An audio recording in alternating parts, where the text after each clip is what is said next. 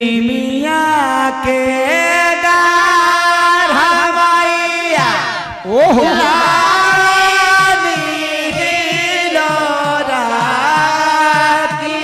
झूलिए झूलेना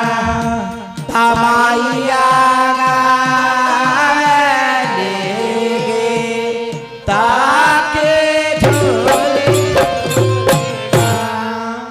लेकिन आजकल जब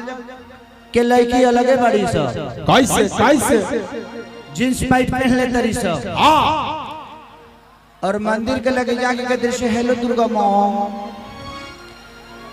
अब माई के हेलो करके निकल जाते तरी सा अगरबत्ती तो 12 तरी सा बैठे में दिक्कत होता है से जींस पैंट बा दिक्कत तो होखबे करी गाना को तरी सा कैसे कि सवरिया अरे